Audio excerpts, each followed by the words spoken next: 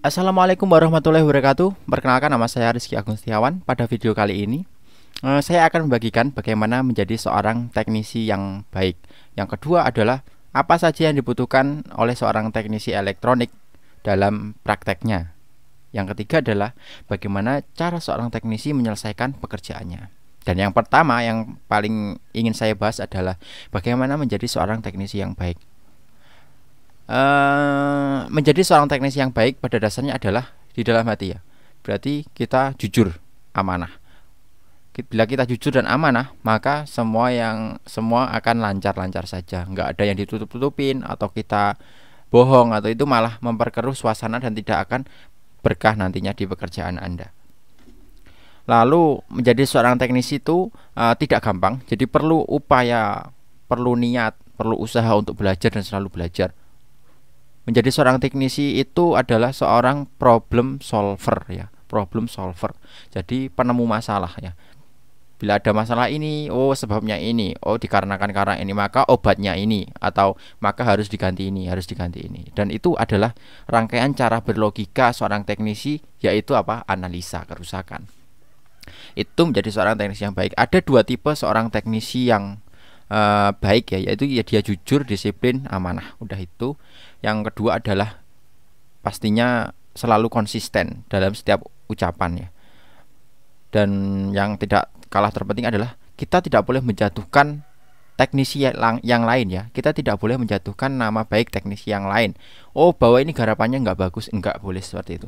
Jadi kita tetap harus menjaga nama baik antar teknisi kita. Jangan sampai namanya menjelekkan orang lain di depan customer, karena itu sangat bahaya. Karena apa? Itu juga akan merusak citra kita sendiri pada suatu saat nanti bila garapan Anda tidak bagus. Itu saja bagaimana cara menjadi seorang teknisi yang baik. Lalu apa saja alat yang dibutuhkan untuk menjadi seorang teknisi? Yang pertama adalah kalian untuk menjadi seorang teknisi elektronik rumah tangga, HP, atau perangkat elektronika yang lainnya adalah yang pertama kalian harus punya multitester atau multimeter digital, analog, nggak masalah. Yang penting bisa digunakan untuk pengukuran. Multimeter adalah fungsinya untuk pengukuran tegangan, arus, dan hambatan lainnya, dioda dan sebagainya. Yang kedua adalah kita butuh solder. Sangat penting. Bila kalian nggak punya solder, ya sama aja nggak usah jadi teknisi. Selain solder, kalian juga mungkin butuh blower bagi teknisi HP. Seperti itu. Yang ketiga adalah ini ya, penyedot timah atau vakum timah ya. Ini saya nyebutnya vakum. Vakum timah. Jadi ini digunakan untuk menyedot timah. Yang ketiga adalah timah itu sendiri. Jadi untuk teknisi elektronik rumah tangga seperti saya cukup punya timah yang kelas seperti ini aja. Gak usah bagus-bagus ya. Juga mahal yang bagus. Yang ketiga adalah peralatan untuk pelengkap, biasanya kayak obeng min, obeng plus. Lalu juga ada test pen, tang pemotong, ada juga tang pembulat atau tang cucut namanya. Dan satu lagi, mana tang saya tadi? Yaitu tang kombinasi ya. Jadi tang kombinasi seperti ini. Ini namanya tang kombinasi, bisa untuk motong, bisa untuk pembulat dan lain sebagainya. Yang orang asli listrik pasti tahu ya, ini nama-nama tang-tang itu apa. Selanjutnya adalah kita butuh, untuk teknisi apapun kalian pasti butuh kaca pembesar. Karena apa? Untuk mengetahui jalur rangkaian. Kadang di TV LCD LED kita perlu ini untuk menyambung di jalur-jalur, semua di fleksibel di panel layar TV LCD LED, di HP juga, ataupun di TV tabung yang komponen di bawahnya itu sudah SMD seperti itu. Selanjutnya adalah kotak alat. Ini penting untuk menyimpan IC-IC yang kita ganti ataupun untuk menyimpan IC yang kita beli dari toko. Karena pengalaman saya ketika saya membeli IC di salah satu toko itu, saya kantongin lalu di rumah rusak kakinya. Sangat menyesalkan. Jadi pentingnya alat untuk komponen saat kita membelinya di toko ataupun saat menyimpan komponen itu penting sekali agar tidak rusak. Yang ketiga adalah yang selanjutnya adalah pinset ya. Pinset ini bisa digunakan untuk komponen SMD kayak TV LCD, LED. Saya biasanya menggunakan pinset ini untuk mencopot IC Winbond. IC Winbond ini berada di TV LCD, IC 25 ya, IC flash memori TV LCD LED. Nih, seperti ini. Lalu ada isolasi untuk, biasanya saya gunain ini untuk menangani kerusakan di mesin cuci atau di TV untuk mengisolasi namanya apa, kabel yang terkelupas.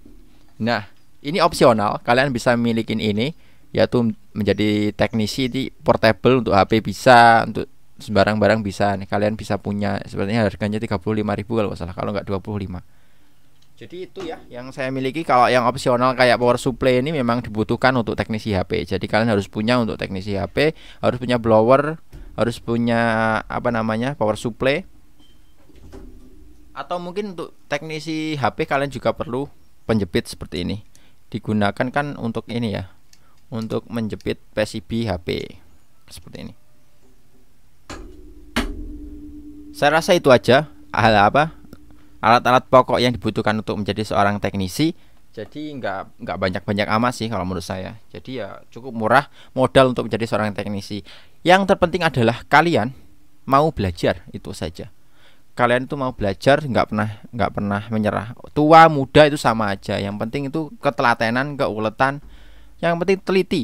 Kalau kalian teliti, tahu kerusakan, mau baca skema, itu pasti saya jamin bisa menjadi seorang teknisi yang baik.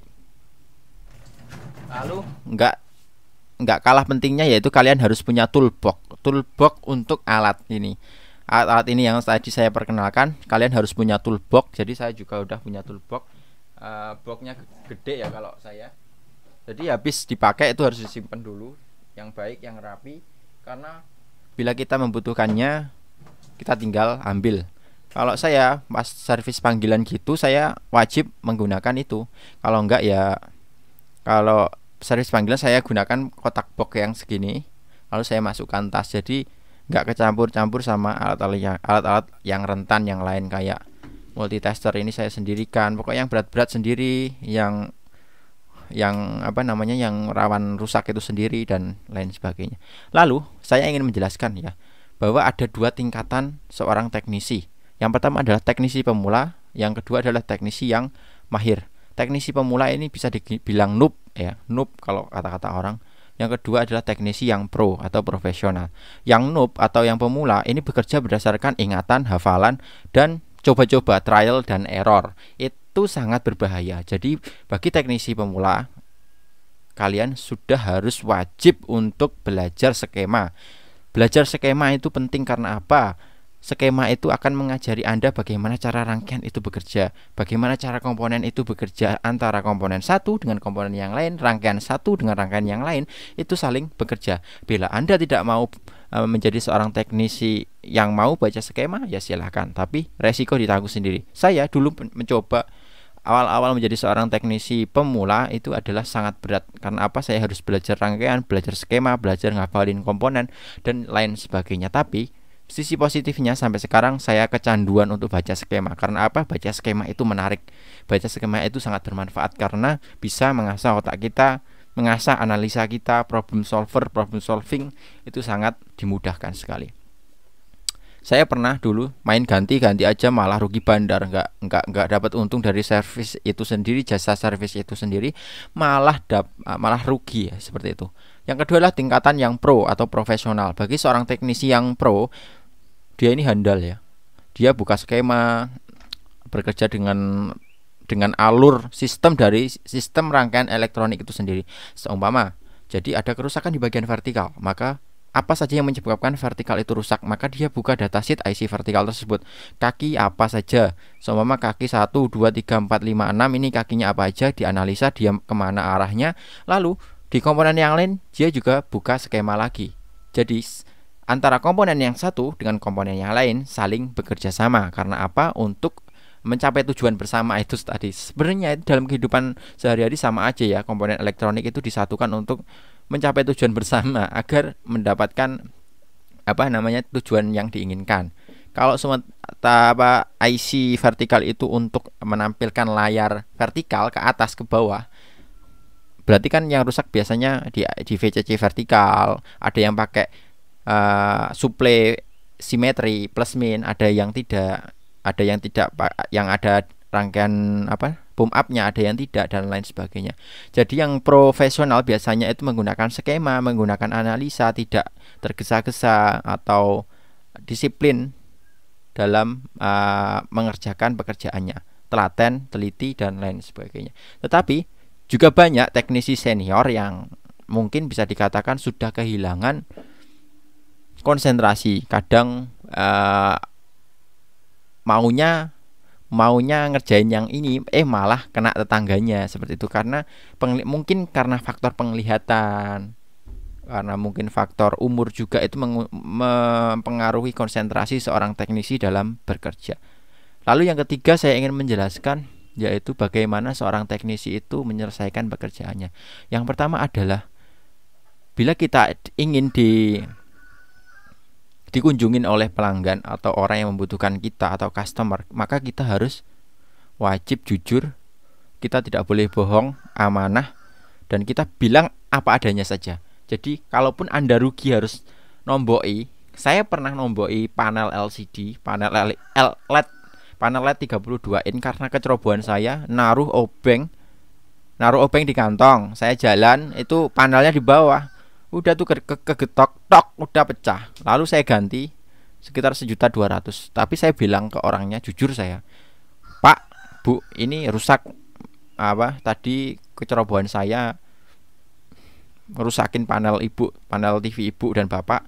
Harganya segini, sudah saya ganti, dan kerusakan yang sebelumnya sudah saya perbaiki. Alhamdulillah orangnya juga ini ya, maksudnya ya memang beliau nggak ganti uang panelnya, tapi setidaknya beliau masih percaya sama saya, karena kepercayaan seorang customer itu sangat penting bagi seorang penyedia jasa servis elektronik seperti saya ya. Walaupun saya ini rumahan, nggak punya toko ya sebenarnya Pak, karena saya juga masih kuliah, masih bingung ngurusin salah satunya ya. Jadi itu jujur, amanah, disiplin.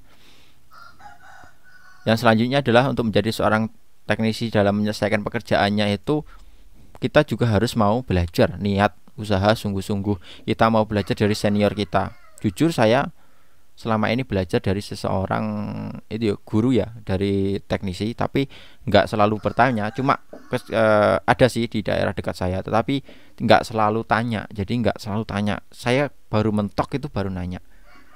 Oleh karena itu seorang teknisi itu, kalau moto saya itu nggak boleh nyerah sebelum kita belajar ataupun usaha dulu, karena dapat mengakibatkan kecanduan bertanya. Seorang teknisi itu tidak boleh terlalu sering bertanya, karena apa? Nanti kelihatan bodohnya, kelihatan kelemahannya. Itu sih. Kalau untuk menyelesaikan permasalahan elektronik itu teknik servisnya aja ya mungkin yang berbeda antara satu orang dengan yang lain. Mungkin cara kerja saya dengan teknisi atau Anda yang menonton video ini mungkin berbeda-beda, tetapi pada dasarnya adalah untuk mencapai tujuan yang sama, yaitu untuk memperbaiki elektronik yang rusak. Mungkin saya pakai cara yang baca skema ataupun runtut proseduralnya sesuai dengan user service-nya, user manualnya dari pabrikan yang telah diberikan. Ada juga yang tidak, mungkin sudah expert atau yang lainnya. Itu memiliki cara kerja yang berbeda-beda.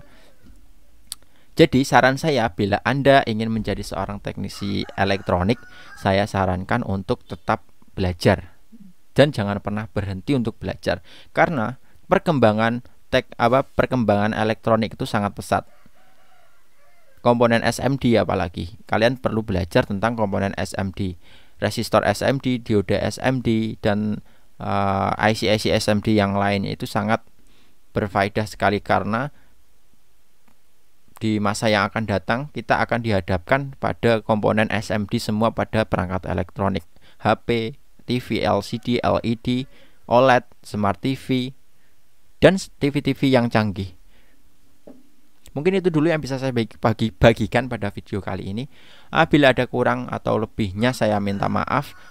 Ini ada sekedar pengalaman saya yang ingin saya sharekan. Jadi jangan berhenti di kalian. Bila channel ini bermanfaat bagi Anda, jangan lupa subscribe, like, komen, dan share. Jangan lupa nyalakan loncengnya juga agar kalian mendapatkan notifikasi video terbaru dari channel saya Rizky Agung Setiawan. Terima kasih. Wassalamualaikum warahmatullahi wabarakatuh. Dadah.